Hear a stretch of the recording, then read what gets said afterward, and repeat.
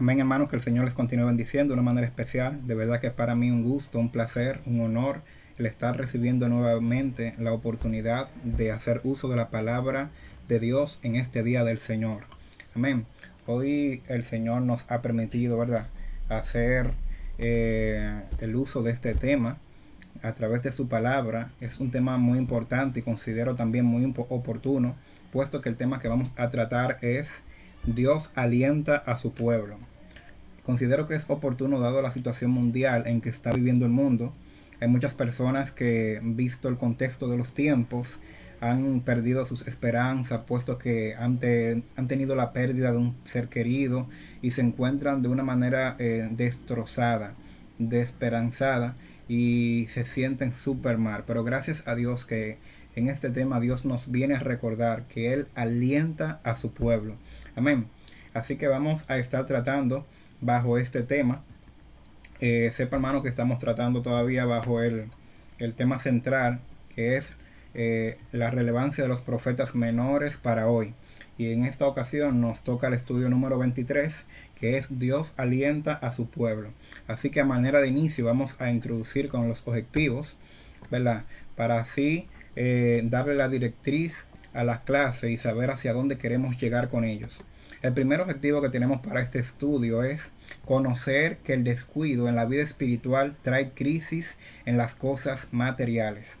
Esto es bien cierto, hermano, puesto que si existe algo perjudicial en la vida del cristiano es el descuido, porque este nos llevará a cometer acciones pecaminosas que podrían provocar la ira y el castigo de Dios para nuestras vidas e incluso hacernos perder la salvación. El descuido es la falta de interés.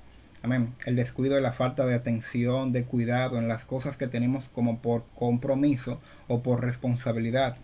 Entonces, el descuido, hermano, es algo fatal en la vida del creyente, en la vida del cristiano, y por ende y por toda costa debe ser evitado. Amén. Dice que el descuido también trae lo que es la desobediencia, porque el descuido activa el modo de desobediencia en nosotros. Y la desobediencia, usted sabe que nos llevará a estar bajo maldición. Entonces, por eso encontramos en la palabra del Señor que habla acerca de las bendiciones y de las consecuencias de la maldición, de la desobediencia. Entonces, si nos vamos al libro de Deuteronomio, en su capítulo 28, vamos a encontrar que Dios habla muy claro al pueblo hebreo, diciéndole acerca de las bendiciones de la desobediencia y de las bendiciones de la obediencia y las consecuencias de la desobediencia. Entonces, en ese tenor, en el verso 4 del mismo capítulo 28, habla acerca de que bendito sea el fruto de tu vientre, el fruto de la tierra, bendito sea el fruto de las bestias, de las crías de las vacas y de los rebaños de las ovejas. Entonces vamos viendo aquí, y es que el fruto que el Señor está bendiciendo aquí es un fruto de animal, de las vacas, de la vaca, de las ovejas y eso. Entonces esto es traducido en prosperidad material. Vemos que las bendiciones de Dios que está hablando aquí en este verso no se circunscriben únicamente a bendiciones espirituales, sino que también viene acompañada de prosperidad. Amén. Entonces, en ese sentido, realmente nosotros tenemos que cuidar las bendiciones de Dios en nuestras vidas con la obediencia fielmente ante Dios. El objetivo número 2 dice de la siguiente manera: valorar que la obra de Dios tiene prioridad sobre los asuntos personales. Y aquí sí quiero que verdaderamente me presten atención, puesto que considero que es un objetivo que encierra una gran verdad. E incluso lo voy a repetir nuevamente. Dice: valorar que la obra de Dios tiene prioridad sobre los asuntos personales. De verdad que en este siglo XXI hay muchas personas que están muy afanados, muy ocupados y están muy envueltos en las cosas de este mundo. Entonces muchas veces esta situación, ¿verdad?, de tener tanto compromiso y tantas cosas nos hace, ¿verdad?, enredarnos a tal forma que muchas veces vamos a desplazar el lugar de Dios en nuestras vidas. Y muchas veces desplazamos el espacio que les corresponde a Dios ocupándolo con otras cosas que no deberían, ¿verdad?, ocupar el espacio de Dios. Entonces en este objetivo dice valorar que la obra de Dios tiene prioridad sobre los asuntos personales. Entonces este objetivo en verdad nos invita, hermano, a jerarquizar, a priorizar nuestras responsabilidades y compromisos espirituales para que los ordenemos de mayor a menor. Usted tiene que saber en su vida qué cosa tiene mayor importancia y qué cosa tiene menor importancia. No hay nada más importante en nuestra vida de cristiano que tener a Dios en el primer lugar, porque Dios no acostumbra a ocupar el segundo lugar de nadie. A Dios usted le da el primer lugar en su vida, o si no, Dios no se conforma con otro que no sea el primer lugar. Y eso también lo vemos y tenemos base bíblica para esto. Amén. Entonces, nosotros tenemos que entender que si no priorizamos nuestra vida espiritual, vamos a estar incurriendo constantemente, continuamente en el pecado. Entonces, en ese sentido, nuestra vida va a estar siendo dominada o dirigida por el hombre carnal que domina en nosotros. Pero si nosotros hacemos lo contrario, y es que ponemos a Dios en el primer lugar, entonces nuestra vida va a estar siendo dirigida o dominada por el hombre espiritual. Y entonces en ese tenor no vamos a estar incurriendo en pecado. Pero si es el hombre carnal a quien usted alimenta más, entonces ese es el que va a dominar en su vida y lo va a llevar a constantemente estar haciendo pecado y acciones pecaminosas delante de la presencia del Señor. Todo depende, hermano, de quién sea la parte a quien nosotros alimentemos más. ¿Quién va a dominar en nuestras vidas? ¿El hombre espiritual o el hombre natural a quien nosotros alimentemos más? Si alimentamos más la parte carnal, entonces vamos a estar continuamente fallándole al Señor e incurriendo en acciones pecaminosas y pecado delante de Dios, que al final de cuentas nos van a hacer perder la salvación. Entonces, si nos ocupamos en los asuntos espirituales, como dice la palabra de Dios en Romanos capítulo 8, que el ocuparse del espíritu de la carne es muerte, pero que el ocuparse del espíritu es vida y paz. Si nos ocupamos de los asuntos espirituales, entonces sí vamos a garantizar nuestra salvación y sí vamos a estar viviendo una vida agradable delante del Señor. Y como dijera el Señor al maestro en una ocasión, ¿verdad? Cuando estaba bautizándose en el río Jordán, el Señor dijo, ¿verdad?, en voz pública que fue oída por las personas: este es mi Hijo amado en quien tengo complacencia.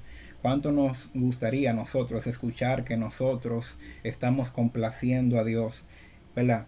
Así que Dios nos ayude a complacerlo en nuestras acciones y en nuestro estilo de vida diario.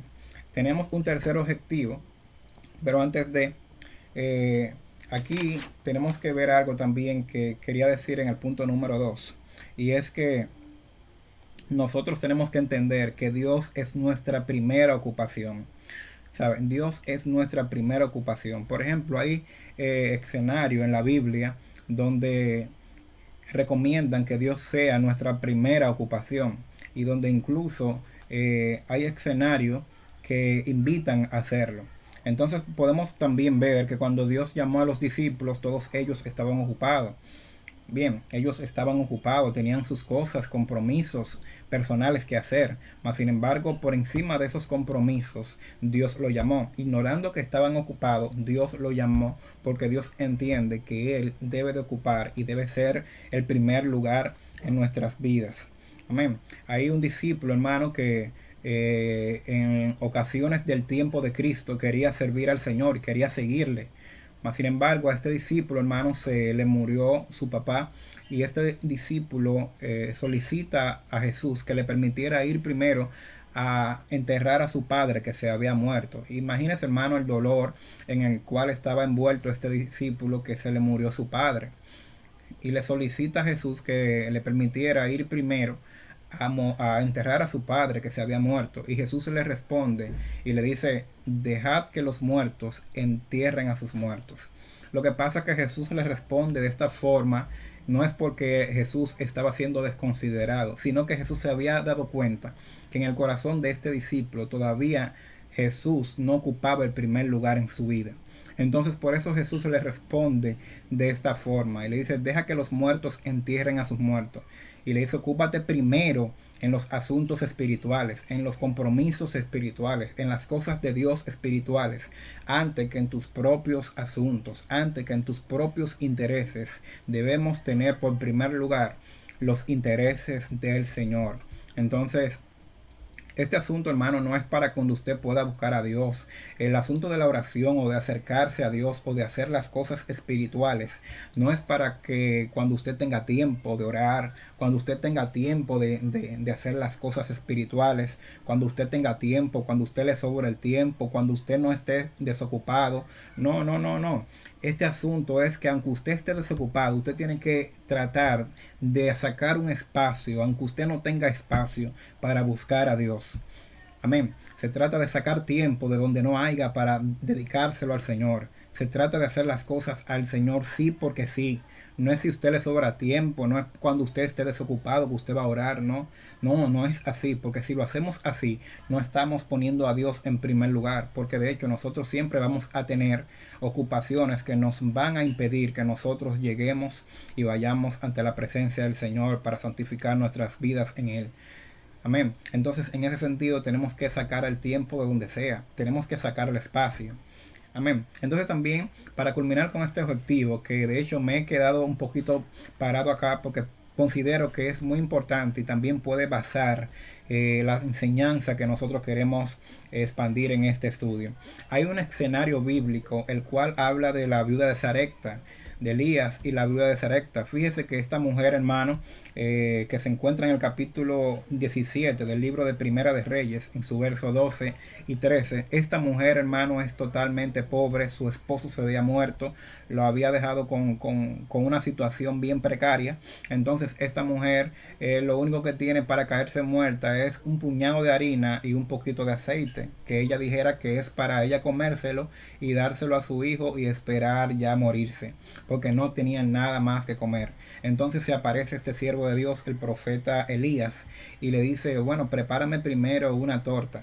Pero lo que me impacta y me llama la atención es que viendo Elías la situación que le estaba contando la viuda que ella tenía, Elías se muestra como un poco, podríamos ver, como un poco desconsiderado. Y Elías, viendo la situación en que ella estaba y que no tenía nada que comer, que en la situación de pobreza que estaba esta mujer, Elías está viendo todo esto. Y Elías, después de que la oye hablar, diciendo que ella no tiene nada que comer, que no tiene nada, realmente no tenía nada. Era una viuda, no tenía que comer, no tenía nada, solamente un puñado de pan y un poquito de aceite. Entonces Elías aún así se atreve a pedirle que le haga una torta a él primero y después de que haga lo que ella tendría planeado hacer.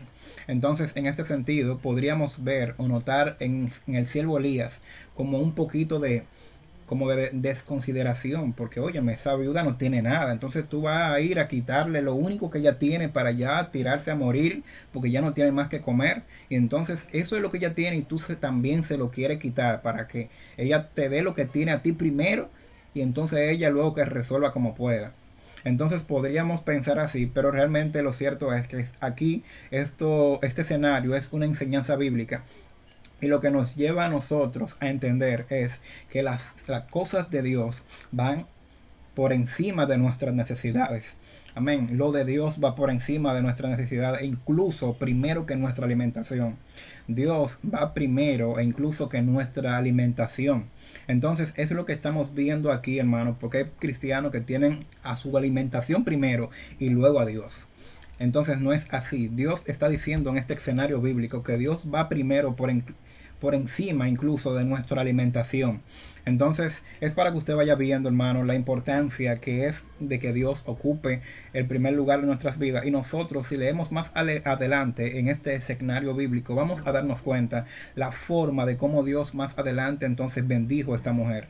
Al tal punto, hermano, que le sobró la prosperidad en su casa. Amén. Vamos a continuar. Este estudio está buenísimo y también me interesa porque lo considero muy oportuno y realmente también muy aplicable para los tiempos que estamos viviendo. La base bíblica aquí la tenemos en el libro de Ageo capítulo 2 verso 1 al 9. Amén. Así que vamos a ver cuál es el pensamiento central de este estudio. Dice, quien procura servir a Dios será alentado por Él. Es una realidad, porque Dios en los momentos en que más nosotros los necesitamos, Dios siempre está presente. Y mucho más cuando estamos siendo fiel delante de la presencia del Señor. Así tenemos también un par de conceptos, puesto que están implícitos en el tema, y es la palabra aliento y la palabra alentar. Aliento no es más que el vigor del ánimo, las fuerzas disponibles que se tienen en el momento. Amén. Y alentar, ya en el verbo infinitivo, sería infundir ánimo o energía a una persona que prosiga en una lucha o tarea.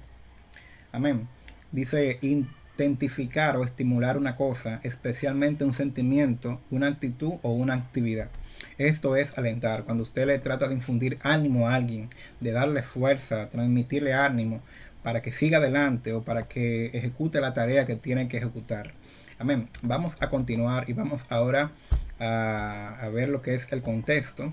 Aquí tenemos un contexto donde los tiempos en que se está desenvolviendo ese escenario es un tiempo en que el templo de Jerusalén había sido destruido. El pueblo había regresado del exilio de Babilonia. Y el pueblo también presentaba una actitud de indiferencia y postergación. Aquí tenemos el bosquejo de la clase, sobre la cual vamos a estar haciendo enfocar este estudio. Y vamos a empezar con el punto número 1, que dice: un mensaje de exhortación al pueblo. Aquí sí voy a querer que, si usted tiene su Biblia, también me acompañe o que también siga poniendo atención para que sigamos aprendiendo. Vamos a leer estos versos 1 y 2. Dice: en el mes séptimo, a los 21 días del mes, vino palabra de Jehová por medio del profeta Ageo, diciendo: habla ahora a Zorobabel, hijo de Salatiel, gobernador de Judá, y a José, hijo de Josafat, hijo de Josadat, sumo sacerdote, y al resto del pueblo, diciendo: ¿quién ha quedado entre vosotros que haya visto esta casa en su gloria primera? ¿Y cómo la veis ahora? ¿No es ella nada como nada delante de vuestros ojos? Amén. Aquí, hermanos, estamos viendo, para volver un poquito al contexto, tenemos que decir que realmente el pueblo en este momento está viviendo una situación donde, como dijéramos en el contexto, ya habían regresado de lo que es Babilonia. Recuérdense que ellos estuvieron desterrados para Babilonia y duraron un espacio de 70 años, ¿verdad? En Babilonia. Para esta ocasión en que se desarrolla esta historia, ya ellos habían sido liberados. Y bueno, aquí entonces están viendo el templo que está destruido, ¿verdad? Los muros están destruidos, el templo está destruido. Y entonces en este sentido es que esta historia se desarrolla. Entonces aquí hay un mensaje de aliento y un mensaje de que volvamos a reconstruir el templo. Pero ¿qué pasa? Que el pueblo todavía está en un momento de indiferencia y de postergación. Hay muchas veces que nosotros, ¿verdad? Estamos así, que queremos como postergar las cosas porque no tenemos como la energía suficiente o los ánimos para desarrollar una acción espiritual al momento. Entonces esta era la situación en que se encontraba el pueblo hebreo en aquel tiempo. Entonces también hay que decir en este caso, y es que muchas veces, bueno, o cuando ellos también estuvieron siendo esclavos por Babilonia, muchas veces quizás desearon ser liberados, desearon ser libertados, mas cuando tuvieron la oportunidad de ser libres, entonces se olvidaron de adorar a Dios.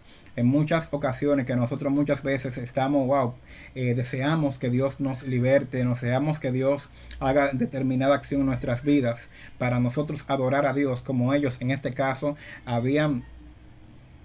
le habían destruido el templo y dijeron y se decían y anhelaban: cuando seamos libres vamos a construir el templo a Dios para adorarlo.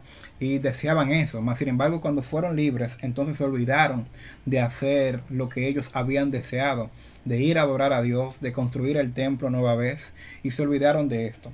Esto nos da una enseñanza y nos deja entender que una vez que uno ha salido de una situación crítica, tiene la tendencia de olvidarse del favor recibido de Dios y se nos olvida agradecer al Señor. También tenemos un escenario bíblico que lo podemos ver en los 10 leprosos. Dice la palabra de Dios que esta persona, óyeme, imagínese, hermano, usted, estos leprosos que desearían ser sanados. Imagínense, personas que habían sido excluidos del campamento, personas que la tenían de lejito, personas que nadie se le acercaba, personas que eran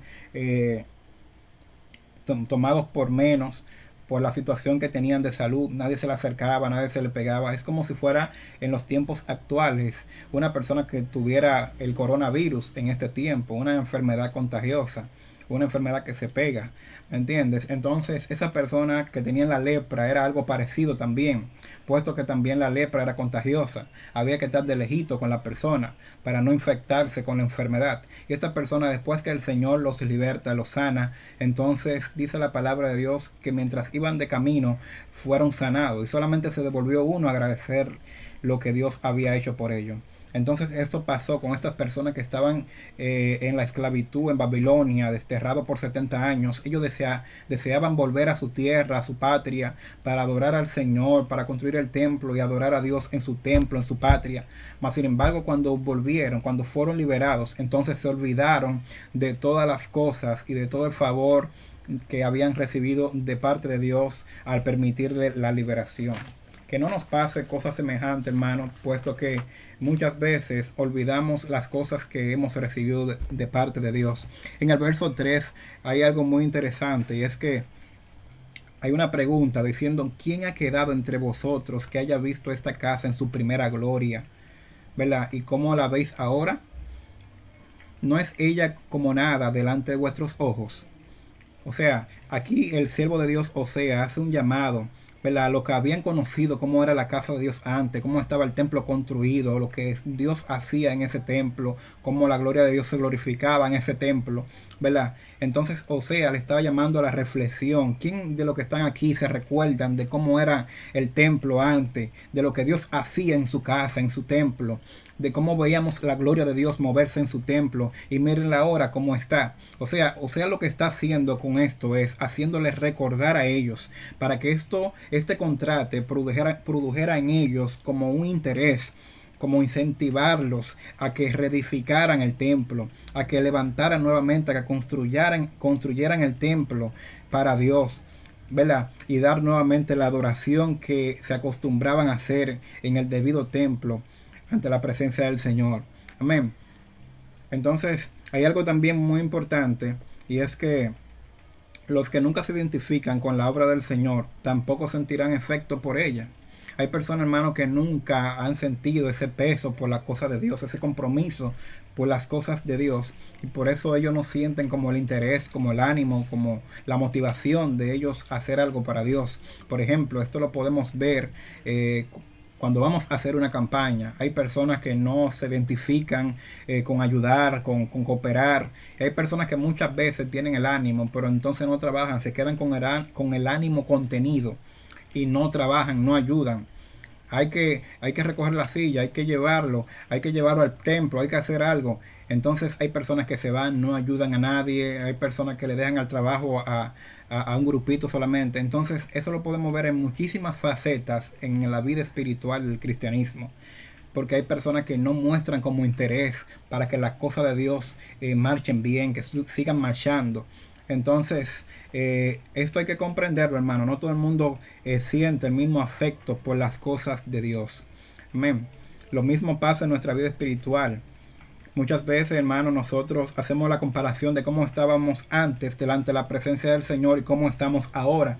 Y queremos como suspirar diciendo: wow, como yo era antes en las cosas de Dios, como yo buscaba a Dios antes, como Dios me usaba anteriormente, como yo veía la mano de Dios obrando. Oye, esos momentos en que yo me iba en oración delante de la presencia del Señor, que me iba en ayuno, en silicio, y que buscaba a Dios, que Dios me hablaba, que Dios me mostraba, que Dios me revelaba. Y ahora mira cómo estoy ahora. Ni siquiera me parezco, ni soy la sombra de lo que yo era atrás anteriormente. Entonces, en ese sentido, debemos decir que no es bueno que recordemos esos momentos en que vivimos en la presencia del Señor, pero para que ellos sirvan de interés o de infundirnos fuerza para continuar y para hacernos entender que esa no es nuestra casilla, que ese no es mi estatus, que ese no es mi forma de ser en Dios, y que nos restablezca y que nos ayude a nosotros mismos a tener la decisión de volver a los tiempos de como éramos antes. Amén. Porque nosotros no podemos estar viviendo del pasado, de las cosas que se quedó en el ayer, sino que tenemos que procurar utilizar la gloria del pasado, lo que éramos antes, para que eso nos ayude a levantarnos nuevamente en el Señor.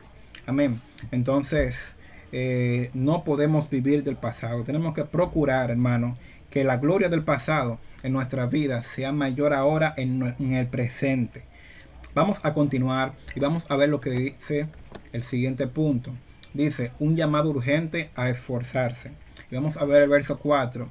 Dice de la siguiente manera, pues ahora, Jerobabel, esfuérzate, dice Jehová, esfuérzate también, Josué, hijo de Josadat, sumo sacerdote, y cobrad ánimo, pueblo todo de la tierra, dice Jehová, y trabajad, porque yo estoy con vosotros, dice Jehová de los ejércitos. O sea, aquí tenemos razones para esforzarnos. Aquí Dios le está hablando aquí a los líderes del pueblo, a los gobernantes del pueblo, a los políticos del pueblo que estaban dirigiendo el pueblo para ese entonces, que se esfuercen, que cobren ánimo. Aquí hay una palabra muy importante y es cobrar ánimo.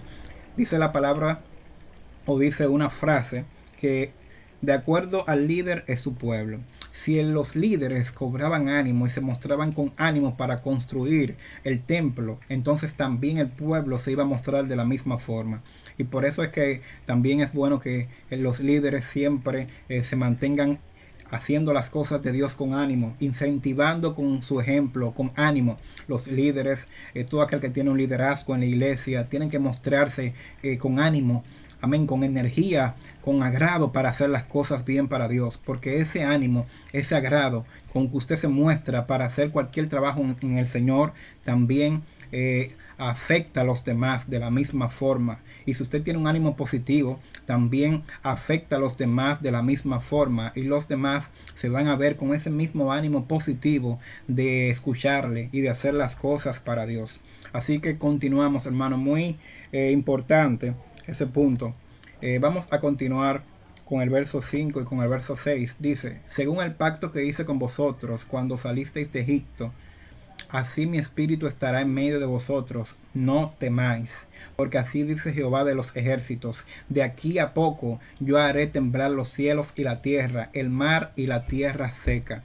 Amén. Aquí hay una palabra muy importante que está al final del verso 5. Dice, no temáis, porque mi espíritu estará en medio de vosotros. O sea, una razón para uno levantarse en Dios es que Dios ha prometido estar con nosotros. En cualquier cosa que nosotros vayamos a hacer para Dios, Dios va a estar con nosotros. O sea que tenemos la promesa de no estar solo, de no ir solo, porque Dios nos iba a acompañar. Entonces, si ya Dios nos dijo que nos iba a acompañar, que va a estar con nosotros, entonces no tenemos pretextos o excusas, sino ir adelante, porque no estamos solos, no tenemos por qué tener miedo, no tenemos por qué temer, porque el gran yo soy, Jehová Dios de los ejércitos, está de nuestro lado, está con nosotros.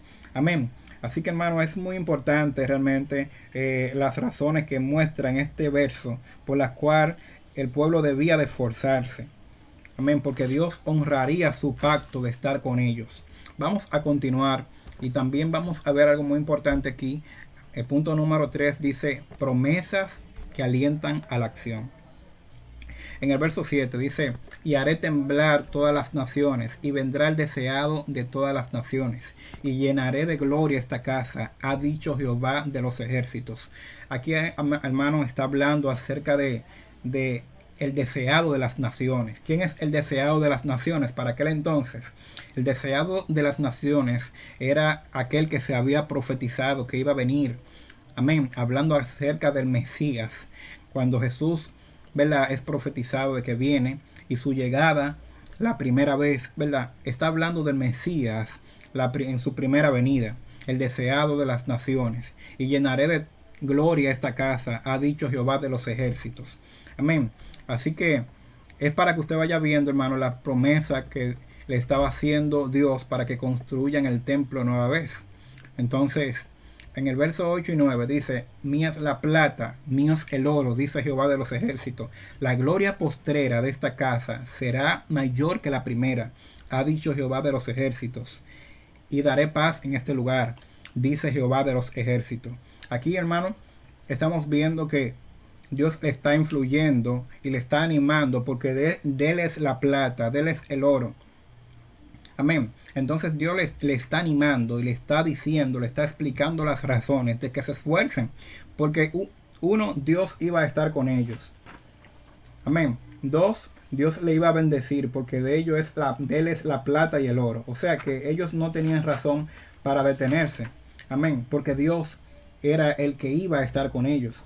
Aquí en el verso 8, en el verso 9, dice, porque la gloria postrera de esta casa será mayor que la primera, ha dicho Jehová de los ejércitos.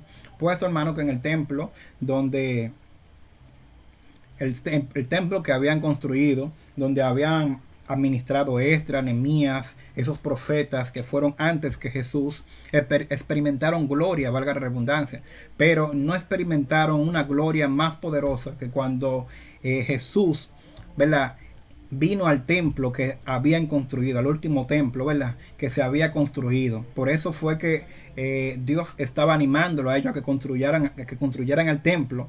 Entonces, luego de construirlo, ese templo fue que Jesús visitó, ¿verdad?, y que los discípulos le enseñaron a Jesús y le dijeron, veis este templo, mira este templo, Señor. Entonces ahí en ese escenario bíblico es que Jesús responde, le dice, veis todo esto, no quedará aquí piedra sobre piedra que no sea derribada.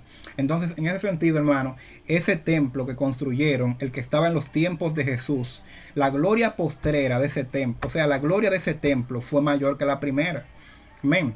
Porque anterior al templo que visitó Jesús, amén, habían derribado el anterior, y por eso es que construyen ese templo que Jesús encontró. Entonces, la gloria que había en el templo anterior, lo que está diciendo en el verso 9, es que la gloria postrera, o sea, la gloria del templo anterior, amén, la gloria postrera, o sea, la gloria del último templo será mayor que la primera. Porque, recuerdes, hermano, que cuando estaban Nehemías, Esdras y esas personas que estuvieron en el templo, que derribaron, se había manifestado gloria, pero no una gloria tan poderosa como la que Jesús mostró cuando Él llegó y cuando ya estuvo la construcción del último templo, ¿verdad? Que fue la que Jesús, el templo que Jesús visitó. Y en ese templo que Jesús también hizo maravillas, que Dios mostró su mano poderosa y que Dios hizo milagros. Amén. Entonces, por eso que dice, la gloria postrera será mayor que la primera. O sea, se acercaba al deseado de las naciones. Era el Mesías que iba a venir. Era el Mesías que iba a visitar ese templo. Y por eso está diciendo, la gloria postrera será mayor que la primera. Entonces, en ese sentido, hermano, nosotros vemos las razones por las cuales nosotros tenemos que construir nuestro templo espiritual. En este tiempo, hermano, nosotros tenemos la palabra de que nosotros somos el templo del Señor. En 1 Corintios, su capítulo 3, verso 16, dice, ¿no sabéis que sois templo de Dios y que el Espíritu de Dios mora en vosotros? Es para que usted vaya viendo, hermano, que somos templo del Señor y que nuestra vida tiene que estar bien preparada, bien arreglada delante de Dios, porque nosotros ahora somos hecho iglesia. Amén. Somos hecho el templo del Señor. Ya no es un templo físico construido con bloc y construido con materiales de construcción, sino que ahora nosotros, somos el templo en el cual el Señor se sirve. Así que, hermano, esto es el estudio de esta noche. Aquí tenemos una revisión de los objetivos. Amén. Y tenemos también la lectura diaria de las próximas clases. Esperamos que usted también la vaya estudiando, la vaya leyendo, para que también pueda seguir aprendiendo en estos gloriosos estudios que hacemos para Dios. Así que con esto, hermano, le decimos que siga alentado y que se levante cada vez más en el Señor, y que en estos tiempos que estamos viviendo, a pesar de la situación mundial que tenemos en el país y en el mundo, que nuestras esperanzas no se desmaye, que no nos desmayemos porque Dios nos alienta. Hay muchos cristianos, hermano, que dadas las circunstancias han perdido las esperanzas, están atemorizados, tienen miedo, pero lo cierto es que Dios alienta a su pueblo y Dios está con su pueblo y Dios protege y cuida a su pueblo. Claro, cada vez que usted tenga la cobertura y se mantenga en obediencia delante del Señor, porque si hay algo que elimina la cobertura que tenemos de Dios, es la desobediencia. Así que siempre cuando estemos en obediencia delante del Señor, no hay pandemia, no hay peste, no hay enfermedad, no hay virus, no hay brujería que se nos pegue, porque tenemos la protección, el cerco de Dios que nos cuida. Así que, tal como dijera el Salmo 91, el que habita el abrigo del Altísimo morará bajo la sombra del Omnipotente. Que Dios te bendiga y que Dios aliente tu vida cada vez más. Dios te bendiga más.